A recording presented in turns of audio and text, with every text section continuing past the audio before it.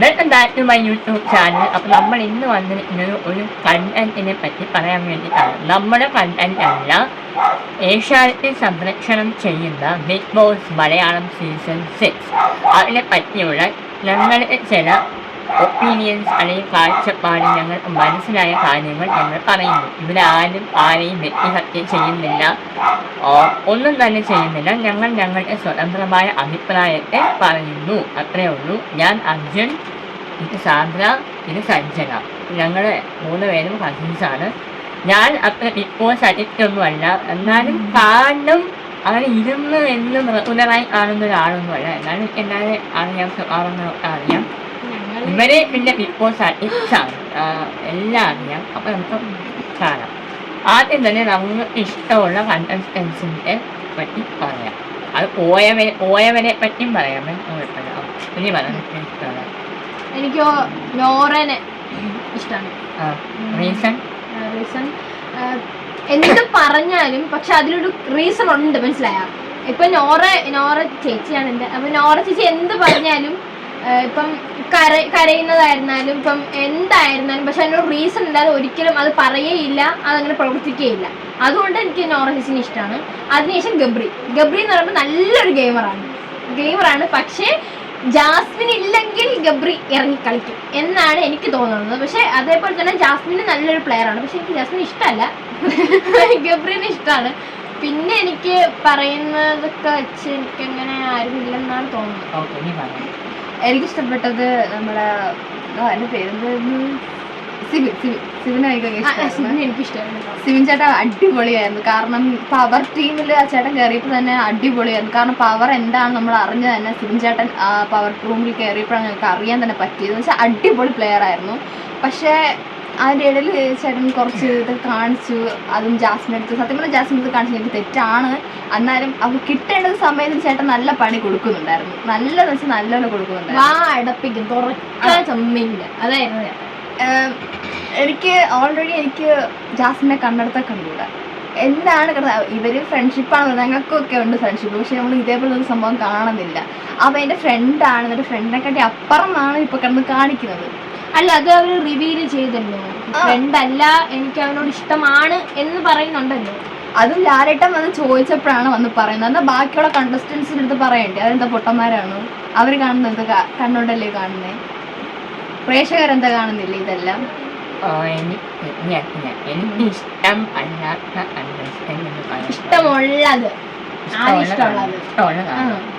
എനിക്ക് ഇഷ്ടമുള്ളത് അൻസിബ നല്ല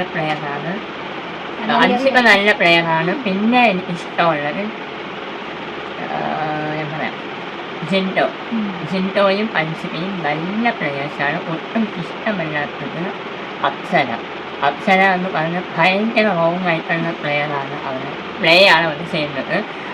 അപ്സരയുടെ ചില സ്ട്രാറ്റജീസ് ഭയങ്കര മോശം, ഭയങ്കര വീക്കായിട്ടുള്ള കാര്യങ്ങളാണ് ചെയ്യുന്നത്. അതുപോലെ തന്നെ അപ്സര എന്തോ വലിയ സംഭവമാണ്, ഞാൻ എന്നൊരു ഭാവം അപ്സരയ്ക്ക് ഉണ്ട്.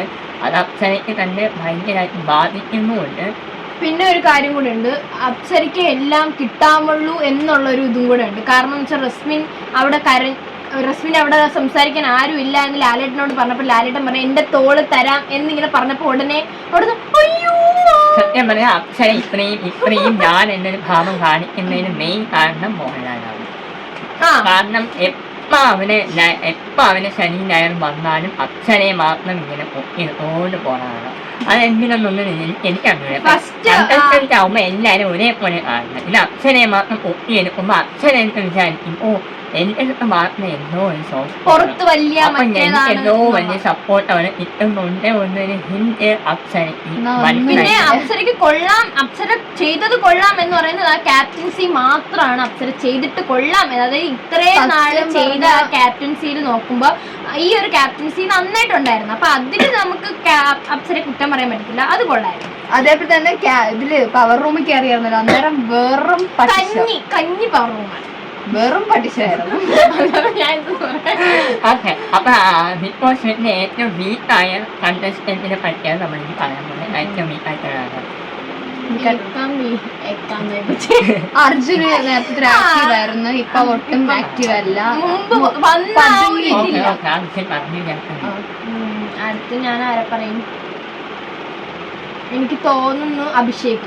കാരണം വന്നപ്പോ എന്തോ വലിയ മറ്റേത് മറിക്കും, എന്തോ മറ്റേത് തിരിക്കും എന്നൊക്കെ പറഞ്ഞതാണ്. പക്ഷെ ഇതുവരെയായിട്ട് പുള്ളി അങ്ങോട്ട് തിരിച്ചു തോന്നുന്നു. അങ്ങനത്തെ ഒരു വ്യക്തിയാണ് എന്ന് ഞാൻ പറയും. പിന്നെ ഇപ്പൊ സിജോവൻ വന്നിട്ടുണ്ടായിരുന്നു, മാറ്റി പിടിക്കും. പിന്നെ കാട്ടുതീയാണ്, എന്നിട്ടൊന്നും വരുന്നില്ല. പക്ഷെ എനിക്കൊന്നിങ്ങനെ പതുക്കി വെച്ചേക്കുന്നാന്ന് തോന്നുന്നു. ഇനിയും ഉണ്ടല്ലോ. പിന്നെ എനിക്ക് വീക്കായിട്ട് എന്റെ ശ്രീരയാണ്. ശ്രീര എന്ന് പറയുമ്പോൾ ശ്രീരയും പിന്നെ ശ്രീതു ടാസ്ക് വരുമ്പോൾ അത് നന്നായി ചെയ്യും എന്നല്ലാതെ ഒന്നും പറയുന്നില്ല. ശ്രീതുവിനായിട്ടുള്ള ഒരു ഒപ്പീനിയൻ, ഒരു അഭിപ്രായം കാര്യങ്ങളൊക്കെ ഉണ്ടെങ്കിലും അത് ആ വിഷയം അവിടെ നടന്നുകൊണ്ടിരിക്കണേ വേറെ ഏതെങ്കിലും റൂമിൽ പോയി അവരുമായി ചർച്ച ചെയ്യും. അതല്ലാതെ അവരെ ഒരിക്കലും ശ്രീതു ഈ നിമിഷം വരെ തൻ്റേതായിട്ടുള്ളൊരു ഒപ്പീനിയൻ ഓപ്പണായി പറഞ്ഞിട്ടില്ല. ഒരു സേഫായിട്ട് ആരെയും സേഫായിട്ട് നിന്ന് കളിക്കുന്ന ഒരു ഗെയിമറായിട്ടാണ് ശ്രീതുവിനെ എനിക്ക് തോന്നുന്നത്. ശ്രീതു വീക്കാണ്, ടാസ്ക് വരുമ്പോൾ നന്നായി ചെയ്യുമെന്നാണ് അല്ലാതെ. അതേപോലെ തന്നെയാണ് അൻസിബ. അൻസിബ എന്ന് പറയുമ്പോഴത്തേക്കും പുള്ളിക്ക് പറയാനുള്ള കാര്യങ്ങൾ പുള്ളി പറയുന്നുണ്ട്, പക്ഷെ അതൊരു പതുങ്ങിയ ഒരു രീതിയിലാണ് പറയുന്നത്. പക്ഷെ വേറൊരു കാര്യം എന്ന് വെച്ച് കഴിഞ്ഞാൽ ഈ അൻസിബ ചേച്ചി തന്നെ പറയുന്നുണ്ട്, എന്തുവാ എനിക്കിവിടെ നിൽക്കാൻ താല്പര്യമില്ല, എനിക്ക് വീട്ടിൽ പോകണം എന്ന് വെച്ചാൽ ജർമ്മനി പോലെ അല്ല എന്ന് വെച്ചാൽ ആ ഒരു ഇതില് ലാലേട്ടൻ ചോദിച്ചിട്ടുണ്ടായിരുന്നു ഇവിടെ നിൽക്കാൻ താല്പര്യമില്ല. അപ്പൊ പറയുമ്പോ പോയാൽ കൊള്ളാം എന്നുണ്ട് എന്നിങ്ങനെ പറഞ്ഞു. അപ്പം അവിടെ നിൽക്കുമ്പോൾ എത്രത്തോളം അവിടെ നിൽക്കാനേ എല്ലാവരും ശ്രമിക്കത്തുള്ളൂ, പുറത്ത് പോകാൻ ആരും ശ്രമിക്കത്തില്ല. അപ്പം ഇതനുസരിച്ച് അൻസിബി ചേച്ചി നോക്കുകയാണെങ്കിൽ അൻസിബി ചേച്ചിക്ക് കളിക്കാനൊരു ഇതില്ല, ഇതുവരെയായിട്ട് ഗെയിം എന്താണെന്ന് അറിയത്തില്ല എന്നാണ് ഈ അൻസിബി ചേച്ചി ഇപ്പൊ വരെ പറഞ്ഞുകൊണ്ടിരിക്കുന്നത്. ഈ നിമിഷം വരെ അങ്ങനെയാണ് പറഞ്ഞുകൊണ്ടിരിക്കുന്നത്. പക്ഷേ എനിക്ക് തോന്നുന്നു പുറത്ത് പോയവരിൽ 10 പേര് ഇപ്പോൾ പുറത്ത് പോയിട്ടുണ്ടെങ്കിൽ അതിൽ 5 പേരും ബിഗ് ബോസിന് ഇപ്പോഴും തുടരാൻ യോഗ്യത ഉള്ളവരായിരുന്നു. പ്രേക്ഷകരുടെ അഭിപ്രായം മാനിച്ച് പുറത്താക്കുന്നു എന്നൊക്കെയാണ് പറയുന്നത്. എനിക്കും വേറെ പ്രേക്ഷകരാണ് അങ്ങനെ പറഞ്ഞത്. അതുകൊണ്ട് എനിക്ക് എന്തോ ഒന്നും അക്സെപ്റ്റ് ചെയ്യാനേ പറ്റും. ജാൻമണിയൊക്കെ നല്ല പ്ലെയർ ആയിരുന്നു. എന്തിനാണ് ഒന്ന് പറഞ്ഞതെന്ന് എനിക്ക് ഇപ്പോഴും. ജാൻമണി ചേച്ചി എന്ന് പറയുമ്പോ പറയേണ്ട കാര്യങ്ങൾ പറയുന്നുണ്ട്, പക്ഷെ ആ നോറയുടെ ആ ഒരു കേസ് വന്നപ്പോഴാണ് പുള്ളി ഒരുപാട് ഡൗൺ ആയി പോയത്. അതാണ് സത്യം പറഞ്ഞ ശ്രീധുവിനെയും അർജുനെയും ആക്റ്റീവായിരുന്നു ജാൻമണി. അത് ഓക്കെ, അത് ശരിയാണ്. ജാൻമണി ശ്രീധുവിനെ അർജുനെ അവനെ വെറുതെ നിലനിർത്തി കൊണ്ട് പോകുന്നതാണ് ഞാൻ പറയുന്നത്. അത്രേ ഉള്ളൂ. പിന്നെ ജാസ്മിനും ജെട്രീനെയും പറ്റി എൻ്റെ അഭിപ്രായം എന്ന് പറയുന്നത് അവർക്ക് ബുദ്ധിയുള്ളത് കൊണ്ട് അവർ ആ ഒരു സ്ട്രാറ്റജി വെച്ച് കളിച്ചു പോകുന്നു. ആ ഗെയിം ഏത് രീതിക്ക് വേണോ കളിക്കാം, ഈ രീതിക്ക് കളിക്കാൻ പാടില്ല എന്നൊന്നും എവിടെ പറഞ്ഞിട്ടില്ല. അതുകൊണ്ട് അവർ ആ സ്ട്രാറ്റജി വെച്ച് നിന്നു. അതിനൊരു തെറ്റും ഞാൻ കാണുന്നില്ല. എന്നാൽ ഏഷ്യാനെറ്റ് ചില കാര്യങ്ങൾ സെൻസർ ചെയ്ത് വേണം സംരക്ഷണം ചെയ്യാൻ. നമ്മളെ പോലെയുള്ള കുട്ടികളും ഫാമിലീസും എല്ലാം അത് കാണുന്നുണ്ട്. അവരവരുടെ സ്ട്രാറ്റജി കാര്യങ്ങളൊക്കെ അവർ കാണിച്ചോട്ടെ. അല്ലാതെ ഇതെല്ലാം ഓപ്പണായി ഒരു ചാനലിൽ കൂടി സംരക്ഷണം ചെയ്യാന്നൊക്കെ പല ഫാമിലീസിന് പിള്ളേർ ഇത് കണ്ടുകൊണ്ടിരിക്കുമ്പോൾ അതെന്താ അങ്ങനെ പറഞ്ഞത്, അതെന്താ അങ്ങനെ ചെയ്തതെന്ന് പേരൻസിനോട് ചോദിക്കുമ്പോൾ അവർക്ക് ഉത്തരവില്ല കൊടുക്കാൻ. അതുകൊണ്ട് ഭയങ്കര ടോക്സിസിറ്റിയാണ് ഒരുക്കുന്നത്. പിന്നെ സിബിൻ ചേട്ടൻ എന്ന് പറയുമ്പോഴത്തേക്കും നല്ലൊരു പ്ലെയർ ആയിരുന്നു, പക്ഷെ എന്തോ ഒരു കാരണം വെച്ച് പോണ്ടി വന്നു. പക്ഷെ ഇപ്പോഴും നമുക്ക് ചേട്ടൻ പുറത്തു പോയി ഇനി വരും എന്നുള്ളൊരു ഇതിലാണ് ഞങ്ങൾ ഇരിക്കുന്നത്. കാരണം എന്ന് വെച്ചാൽ അത്രയും നല്ലൊരു പ്ലെയറിനെ പുറത്തേക്ക് വിട്ടെന്ന് പറഞ്ഞാൽ അതിന് ഒരു ബന്ധമില്ലാത്ത കാര്യമാണ്. ഒരു പുള്ളിക്ക് ഇപ്പം മാനസികമായി എന്തെങ്കിലും പ്രശ്നം ഉണ്ടെങ്കിൽ വിട്ടെങ്കിൽ കുഴപ്പമില്ല, അതുപോലും ഇല്ല.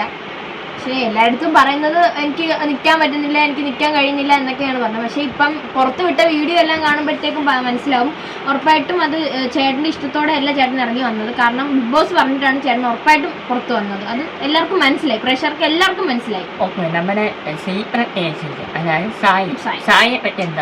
സായിക്ക് കാറിലിരുന്നാൽ മാത്രമേ കണ്ടന്റ് വരുള്ളൂ. എനിക്കെന്താണ് എനിക്ക് തോന്നുന്നു ബിഗ് ബോസ് അതിനകത്ത് കാരണം. പക്ഷെ സായി പറയുന്നുണ്ടായിരുന്നു ഞാനിവിടെ ഏജന്റ് ആയിട്ടല്ല വരുന്നത്, ഞാൻ സായി ആയിട്ടാണ് വരുന്നത്. പക്ഷെ ഇങ്ങനത്തെ ഒരു സായിനെ നമ്മള് ഉൾക്കൊണ്ടിട്ട് പോലും കാണത്തില്ലായിരിക്കും. കാരണം എല്ലാത്തിനും ഒപ്പീനിയൻ പറയുന്ന ഒരാളാണ് സായി. പെട്രോൾ ഇല്ലാത്ത കാറിന്റെ അവസ്ഥയാണ് ഇപ്പോൾ സായിയുടെ. അതുകൊണ്ട് നമ്മള് വിചാരിച്ചോ സായി വരുമ്പോ അങ്ങ് മല മറിച്ച ഗെയിം ആയിരിക്കും എന്നൊക്കെ പറഞ്ഞ് നമ്മൾ നോക്കിയിട്ട് എന്തായി മറ്റേ പൂച്ച പതുങ്ങി പാൽ കുടിക്കുന്നതാണോന്നും അറിഞ്ഞുകൂടാ. പക്ഷെ ഇനിയും 50 ദിവസം ഉണ്ടല്ലോ എന്നുള്ളൊരു രീതിയിലാണ് പോകുന്നത്. അപ്പം ഇനിയും ചിലപ്പോൾ മാറ്റങ്ങൾ ഉണ്ടാവാം എന്നാണ് എൻ്റെ ഒരു അഭിപ്രായം. പിന്നെ ഉള്ളത് ഋഷി നല്ല പ്ലെയറാണ് ഋഷി. പക്ഷെ ഋഷി പല കാര്യങ്ങളും പേഴ്സണലി എടുത്ത് അത് മൈൻഡിൽ വെച്ച് ഭയങ്കരമായിട്ട് ഒരു ചെറിയ വിഷയം വന്നാൽ പോലും അത് ഭയങ്കരമായിട്ട് മൈൻഡിൽ വെച്ച് പെട്ടെന്ന് വീക്കായി പോകുന്ന കണ്ടസ്റ്റൻ്റാണ് ഋഷി അതൊക്കെ മാറ്റി നന്നായിട്ട് കളിച്ചാൽ ഉറപ്പായിട്ടും ഋഷിക്ക് ടോപ്പ് 5 വരാൻ പറ്റും, അത് ഉറപ്പാണ്. അതുപോലെ തന്നെ സിജോ വന്നപ്പോൾ പറഞ്ഞു ഞാൻ കാട്ടുതീയാണ്, ഞാൻ കത്തിക്കും. എന്നിട്ട് എവിടെ കാട്ടുതീ പോയിട്ട് അവിടെ ഒരു കുറ്റിപിടി പോലും കാണാനില്ല എന്ന് പറഞ്ഞുള്ള അവസ്ഥയായിരിക്കും. സിജോ കുറച്ചുകൂടെ നല്ല പ്ലെയർ ആയിരുന്നു അന്ന് പോയ സമയത്ത്, നല്ല പ്ലെയർ. പക്ഷെ തിരിച്ചു വന്നപ്പോൾ എന്തൊക്കെയോ ഒരു അമിങ്ങി ഇരിപ്പ് എന്നൊക്കെ പറയത്തില്ലേ, അതുപോലെ ഇനി ചിലപ്പം കുറച്ചുകൂടെ കഴിയുമ്പോഴത്തേക്കും അതിന് എന്തോ നേരിട്ട് കളിച്ച് ഇങ്ങനെ പറയാനായിരിക്കും. അതാണ് ഇനിയുള്ളത് ശരണ്യ എന്ന് പറയുമ്പോ ഫസ്റ്റ് വന്ന ആ ഒരു വീക്ക് ഫുള്ളും ശരണ്യ മറ്റേ പതുങ്ങിയിരിക്കുകയാണ്. എന്ന് വെച്ചാൽ എന്ത് പറയണോന്ന് അറിഞ്ഞൂടാ, എന്ത് ചെയ്യണോന്ന് അറിഞ്ഞൂടാ. ഇപ്പം ആക്ട് ആണോന്ന് അതും അറിഞ്ഞൂടാ കേട്ടോ. ആക്ട് ആണ് ചെയ്യുന്നത്. ഇപ്പൊ പവർ റൂമിൽ ഇപ്പൊ 3 ആഴ്ച കൊണ്ട് പവർ റൂമിൽ നിൽക്കുന്നുണ്ട്. അതിൻ്റെതായിട്ടുള്ള കുഴപ്പങ്ങളൊക്കെ ഉണ്ട്, അതിൻ്റെതായിട്ടുള്ള കുറവുകളും ഉണ്ട്. അതുപോലെ തന്നെ നന്നായിട്ട് ചെയ്യുന്നുണ്ട്. പക്ഷെ എനിക്ക് തോന്നുന്നു അത്ര ഇതല്ല.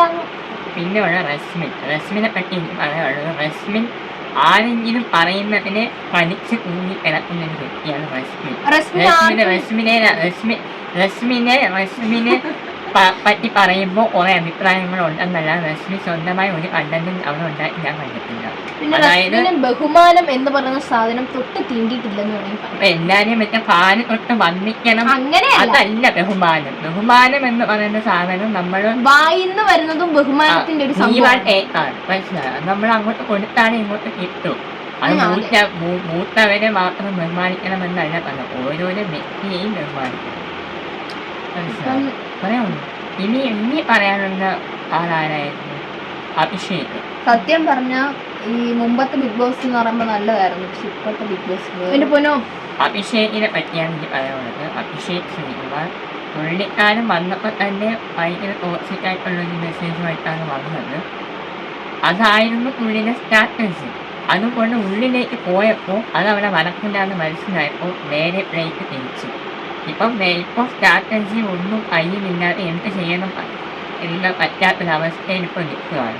പുള്ളിയും ഇപ്പോൾ നല്ല വീക്കാണ്, ഒന്നും പറയാനില്ല. ഇനി അടുത്താരും ജിൻഡോ പറയുന്നതൊക്കെ ശരിയാണ്, എല്ലാം ശരിയാണ്. പക്ഷെ ജിൻഡോക്ക് അത് എങ്ങനെ പറയണം എന്നറിയില്ല. ജിൻഡോ പറഞ്ഞു തുടങ്ങുമ്പോഴത്തേക്ക് മറ്റവരവനെ പറഞ്ഞു കഴിഞ്ഞു ഇരുത്തും ജിൻഡോനെ. മനസ്സിലായോ? എനിക്കറിയാം ജിൻഡോ കുറച്ചും കൂടെ ആക്റ്റീവായ നല്ല പ്ലെയറാണ്. സ്വയം മണ്ടനാവുകയാണോ അതോ സ്വയം മണ്ടനാക്കുകയാണോ ഒന്നും അറിഞ്ഞുകൂടാ. ജിൻഡോനെ അവിടെ എല്ലാവരും മറ്റേ മണ്ടൻ കാറ്റഗറിയിൽ ഇങ്ങനെ കൊണ്ടുപോയിക്കൊണ്ടിരിക്കുകയാണ്. പക്ഷെ അതിനൊക്കെ ഒരുപാട് ഇപ്പൊ വന്ന സമയത്ത് നിന്ന് ഒരുപാട് മാറ്റം ഉണ്ടെന്ന് തന്നെ പറയാം. കാരണം പുള്ളി പറയുന്നതിലൊക്കെ കാര്യമുണ്ട്, പക്ഷെ അത് എങ്ങനെ പ്രസന്റ് ചെയ്യണമെന്ന് പുള്ളിക്ക് അറിഞ്ഞേ കൂടാ. പറയുമ്പോൾ ചിലപ്പോൾ അത് എന്താ ചിലപ്പോൾ വൃത്തിയുടെ ലാംഗ്വേജിലായിരിക്കും അത് പറഞ്ഞു വരുന്നത്. ചിലപ്പോൾ അത് എങ്ങനെ അത് അതിനൊരു ഒരു നീക്കുപോക്കില്ലെന്ന് വേണമെങ്കിൽ പറയാം പറയുന്ന കാര്യത്തിൽ. പിന്നെ എനിക്ക് പറയാനുള്ളത്, ഇനി ബിഗ് ബോസ് സീസൺ 7 വരുമ്പോൾ പവർ ഹൗസ് എന്ന് പറയുന്ന ഒരു സംഭവം വേണ്ട, അത് വേസ്റ്റാണ്. അത് എങ്ങനെ ഉപയോഗിക്കുന്നു പോലും അവിടെ ഉള്ളവർക്ക് അറിയില്ല. അതുകൊണ്ട് വെറുതെ ആ ഒരു സംഭവം വേണ്ട. അതേപോലെ മതി. എന്നിട്ട് പവർ ടീം വന്നേ പിന്നെ ക്യാപ്റ്റൻ വാല്യൂ ഇല്ലാതെ വരും. അപ്പൊ ഇത് മനഃപൂർവ്വം. അപ്പൊ പിന്നെ ക്യാപ്റ്റന് സ്വന്തമായിട്ടൊരു തീരുമാനം എടുക്കാൻ എല്ലാം പവർ ടീം ചോദിച്ചിട്ടേ ചെയ്യാൻ പറ്റത്തുള്ളൂ. അല്ലെങ്കിൽ പവർ ടീമിന് ഒരാളെ മാത്രം വെക്കണം, അതൊരു ടീമാക്കാതെ പവർ മാൻ ആയിട്ട് അങ്ങനെ ഉണ്ടാക്കണം. ഇത് ഒരു ടീമിനെ വെച്ച് അപ്പോൾ നമ്മളൊരു ടീമാണ്, നമ്മൾ പവർ ടീമിൽ കയറിയ ഒബ്വിയസ്ലി നമുക്ക് ഇഷ്ടമല്ലാത്ത ആളിനെ ടാർഗറ്റ് ചെയ്ത് നമ്മൾ പവർ ഉപയോഗിക്കും. അതങ്ങനെയാണ്. ഒരാൾക്ക് ഇപ്പം എല്ലാവർക്കും ഓരോ അഭിപ്രായമാണ്. ഇപ്പൊ ചേട്ടനായിരുന്നാലും ഇവക്കായിരുന്നാലും എനിക്കായിരുന്നാലും പല പല അഭിപ്രായങ്ങളുണ്ട്. പക്ഷെ നമ്മുടെ അഭിപ്രായങ്ങൾ പവർ ടീമിൽ കയറി കഴിഞ്ഞാൽ പറയാൻ പറ്റത്തില്ല. കാരണം മൊത്തത്തിലൂടെയുള്ള ഇത് മാത്രമേ നമുക്ക് നോക്കാൻ പറ്റത്തുള്ളൂ. അപ്പൊ എന്റെ വ്യക്തിപരമായിട്ടുള്ള അഭിപ്രായം എനിക്കവിടെ പോയി പറഞ്ഞാൽ ചോദിക്കത്തില്ല ടീം എവിടെയെന്ന്.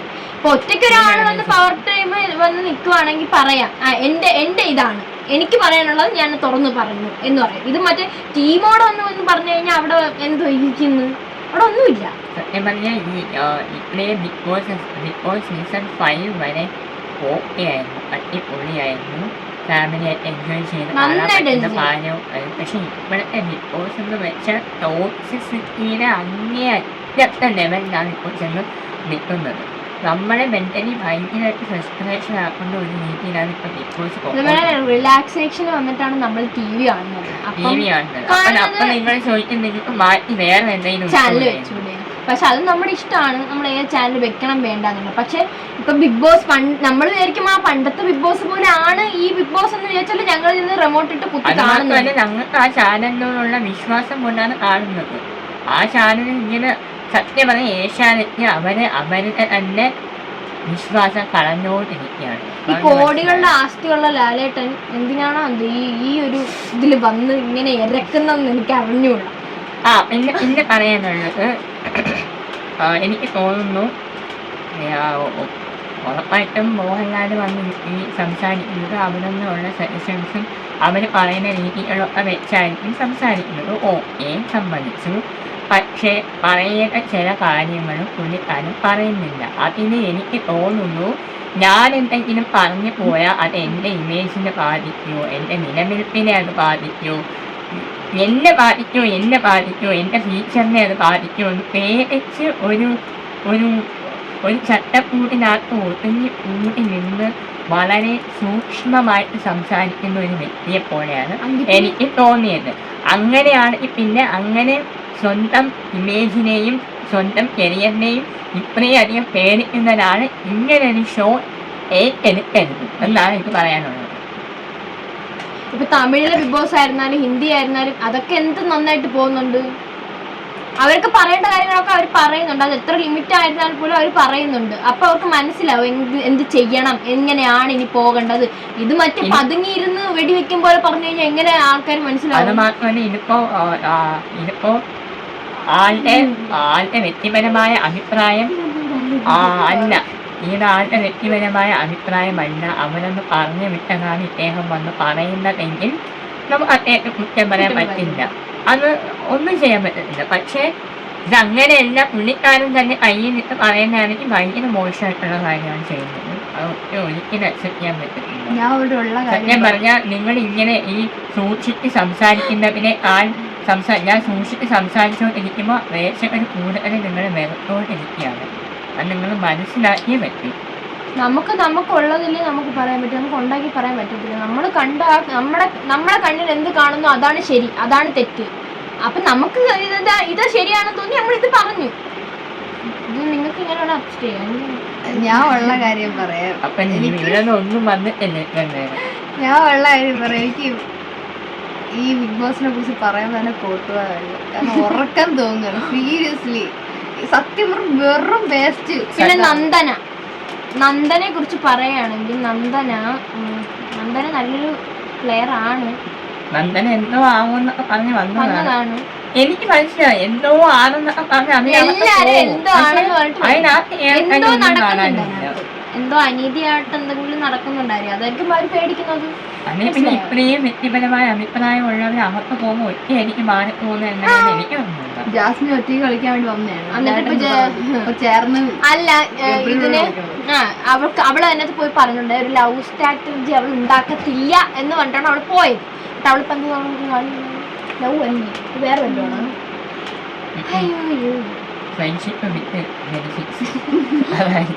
അപ്പൊ നിങ്ങൾ ചോദിക്കും എന്തോ ഫിസിക്കലായിട്ടാണോ നിങ്ങൾ പറയുന്നത്, മറ്റേ അങ്ങനെയാണോ 80+ ആണോ അങ്ങനെയൊക്കെയാണോ എന്ന് ചോദിക്കും. അപ്പം അതിലെല്ലാം ഉണ്ടെന്ന് വേണമെങ്കിൽ പറയാം.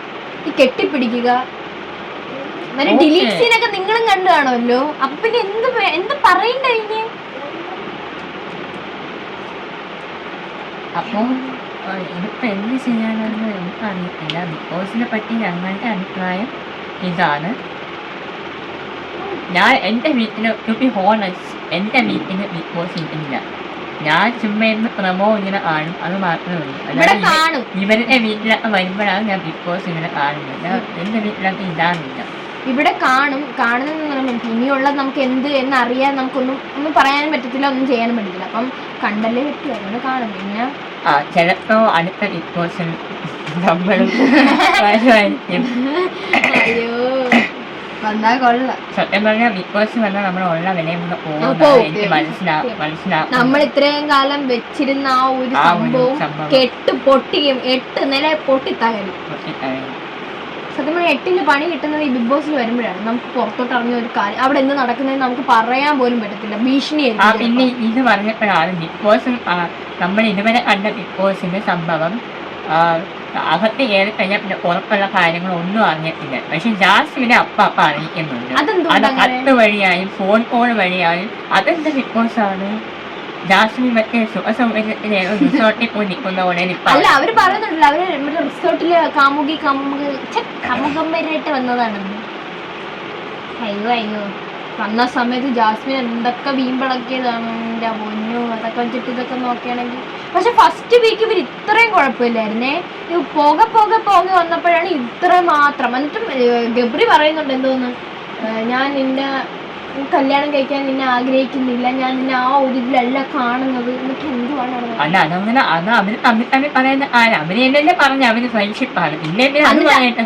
ഫ്രണ്ട്ഷിപ്പാണ് എന്ന് പറഞ്ഞിട്ട് കുറെ കഴിയുമ്പോൾ ലാലേട്ട വന്ന് കിണ്ടി ഓരോന്ന് ചോദിച്ചപ്പോഴത്തേക്ക് പറയും അത് ലാലേട്ട എനിക്ക് ഇഷ്ടമാണ്, മറ്റേതാണ് എന്നൊക്കെ പറഞ്ഞിട്ട് ഇപ്പൊ പറയുന്നു എനിക്ക് ഇതിന്റെ അടുത്ത് അങ്ങനെ ഇല്ല, എനിക്ക് ഇങ്ങനെ ഇല്ല, എന്റെ ഭാര്യയാണ്, എന്റെ അച്ഛനാണ്, എന്റെ മാമനാണ്, അപ്പൂപ്പനാണെന്നൊക്കെ പറഞ്ഞിട്ട് ഇപ്പൊ ആരും അല്ലേ, എന്റെ അമ്മയാണ്, മകളാണ് എന്ന് പറയുന്ന പോലെ. എന്ത് പറയാ, ഈ മറ്റേ സീരിയൽ മാറ്റും പോലെയാണ് അവരുടെ സംഭവങ്ങൾ ഇങ്ങനെ മാറ്റിക്കൊണ്ടിരിക്കുന്നത്. അവർക്ക് സ്വന്തമായിട്ടൊരു നിലപാടില്ലെന്നേ ഞാൻ പറയുള്ളൂ.